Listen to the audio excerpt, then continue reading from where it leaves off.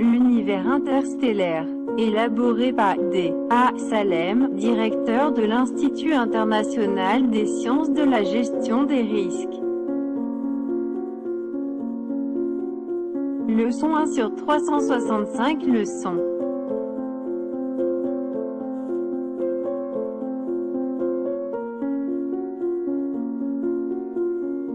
L'univers interstellaire.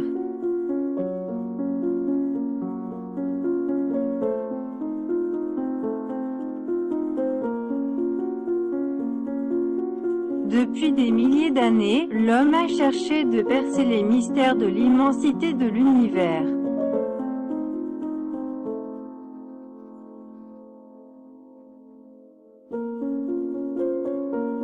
Télescope, navette spatiale, sonde, l'homme a tout tenté. Pourtant l'univers lui échappe toujours.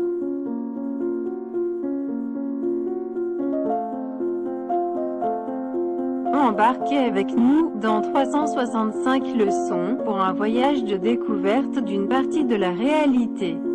Partons à la découverte du cosmos.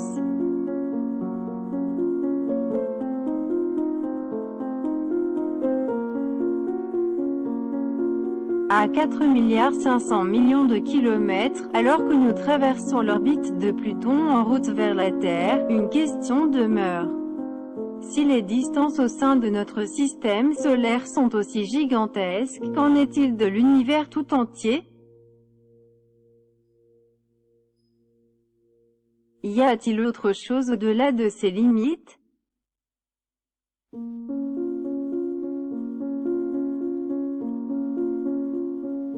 Voici Jupiter situé à plus de 800 millions de kilomètres de la Terre. Une ceinture d'astéroïdes se trouvant à plus de 278 millions de kilomètres.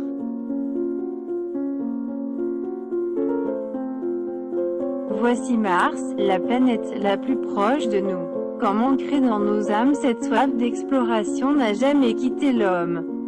Cette soif d'aller toujours plus loin à la découverte des confins de la connaissance et de la compréhension humaine.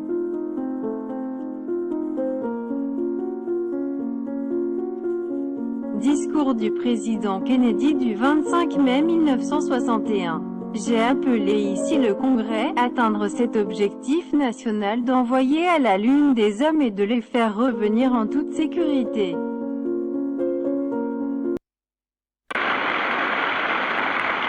I therefore ask the Congress, above and beyond the increases I have earlier requested for space activities, to provide the funds which are needed to meet the following national goals.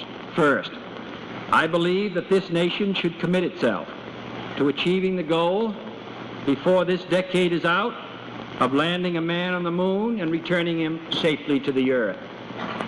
No single space project in this period will be more impressive to mankind or more important for the long-range exploration of space, and none will be so difficult or expensive to accomplish.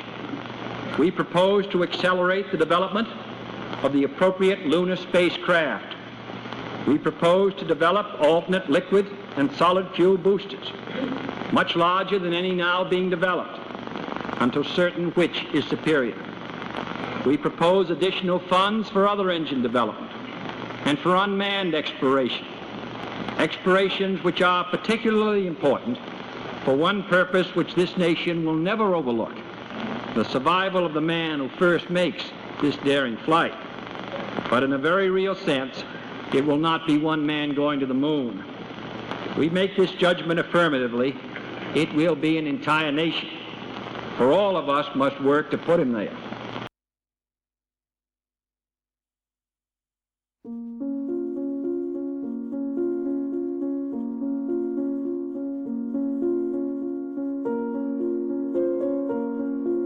Sept ans plus tard, durant l'été 1969, la fusée Saturne V voit le jour.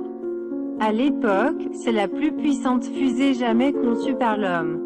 La taille de Saturne V équivaut à un immeuble de 36 étages. Le 16 juillet 1969, à 9h32 heure de la Floride, Une foule immense s'amasse au Cap Canaveral, autour des tribunes officielles.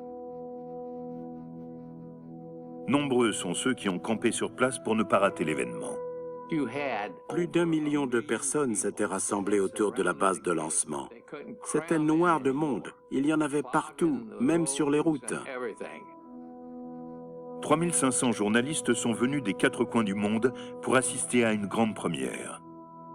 Le décollage de la fusée Saturne V qui doit emmener 3 hommes sur la Lune. Au sommet de la fusée, à une centaine de mètres de hauteur et assis sur l'équivalent de plus de 500 tonnes de TNT, les 3 astronautes attendent le compte à rebours. L'équipage, il est dans un tout petit habitacle tout en haut. C'est-à-dire que seulement 1% de tout ce qui décolle est utile en fin de compte et va servir à la mission d'aller sur la Lune et de revenir. La fusée Saturne V, en dehors de la bombe atomique, au moment où elle décolle, c'est l'objet humain qui fait le plus fort bruit jamais enregistré. Lors du premier lancement d'Apollo 4 en 1967, les vibrations étaient telles qu'à 5 km de là, les plaques du toit de la tribune de presse se sont effondrées, les vitres vibraient. Dans la foule qui voit la formidable fusée disparaître dans le ciel bleu de la Floride, personne ne pense aux défis qu'ont dû relever les ingénieurs qui l'ont conçue. En effet, quand au début des années 60, John Kennedy lance le programme de conquête de la Lune, il semble impossible qu'un tel engin puisse jamais voir le jour. En 1961, ni les États-Unis ni l'Union soviétique n'avaient de fusée suffisamment puissante pour envoyer des astronautes sur la Lune et les ramener sur Terre. Aucune fusée de ce genre n'avait jamais été construite, et personne n'était sûr qu'elle puisse fonctionner. Les États-Unis ne reculeront devant rien pour accomplir cet exploit. La NASA ira jusqu'à engager le seul homme capable de concevoir un tel engin et le nommera directeur du centre de vol spatial Marshall de la NASA. Werner von Braun, brillant ingénieur allemand et sympathisant d'Adolf Hitler.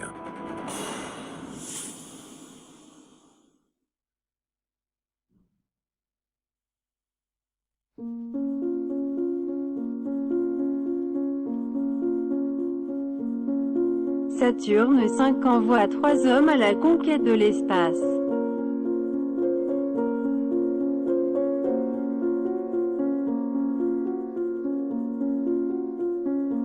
En route vers la Lune, sphère lumineuse qui, depuis toujours, a permis aux hommes de mesurer le temps qui passe.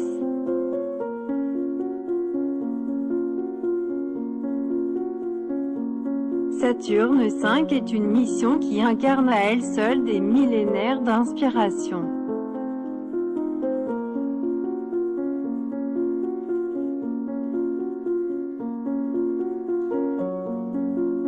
Pour se faire une idée de l'immensité de l'espace, commençons par l'endroit le plus important pour notre planète bleue.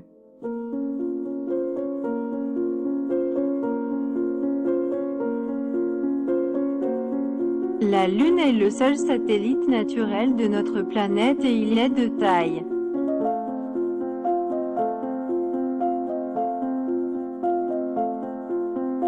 La Lune, environ un quart de diamètre de la Terre, est le 5e satellite du point de vue de la grandeur du système solaire.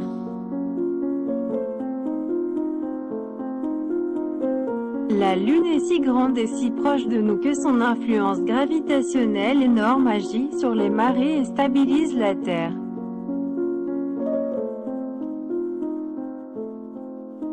La Lune se trouve à environ 385 000 km de la Terre. Mais à l'échelle de l'espace, la Lune et la Terre apparaissent comme l'une en dessus de l'autre.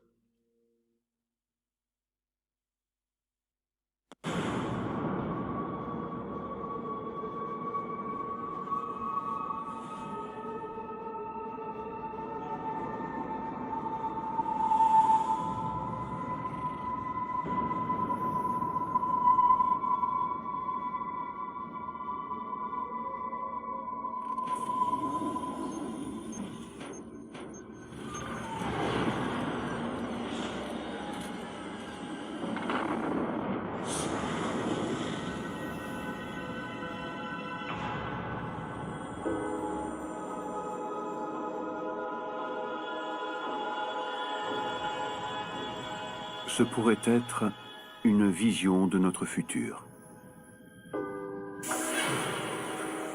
Le moment historique où nous enverrons une sonde se poser sur une autre planète, à des années-lumière de notre propre Terre.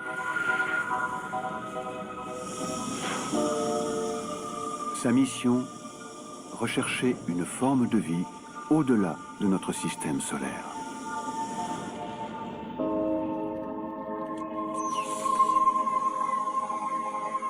Il n'y aura ni témoins, ni foule enthousiaste acclamant l'exploit dans une salle de contrôle.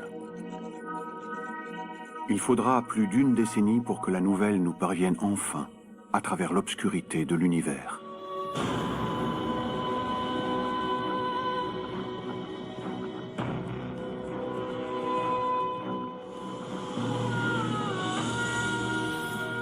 Les scientifiques posent aujourd'hui les premiers jalons, afin que ce rêve d'un voyage interstellaire devienne un jour réalité.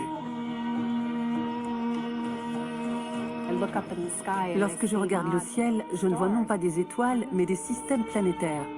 Il reste à savoir si les planètes propices à l'eau liquide et à la vie sont courantes ou au contraire très rares. Ces pionniers se sont lancés à la recherche de planètes extrasolaires pour répondre à cette question fondamentale. Sommes-nous seuls dans l'univers? On se pose tous la question dès que l'on prend conscience du monde qui nous entoure. C'est la première génération dans l'histoire de l'humanité qui possède la compétence technologique pour répondre à cette grande question. Cette génération de chercheurs a imaginé pour nous ce que pourrait être une planète extrasolaire habitable. Ils ont élaboré avec nous l'architecture et le fonctionnement de notre vaisseau interstellaire. Ils ont cherché comment la vie pourrait s'épanouir sur cette hypothétique seconde Terre. Et se sont interrogés sur les enjeux et conséquences d'une telle découverte pour l'humanité.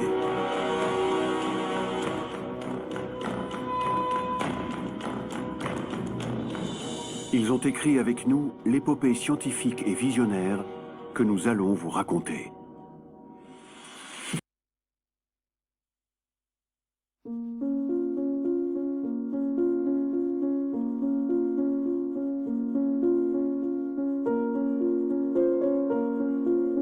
Ne ratez pas la leçon 2. Abonnez-vous à notre chaîne.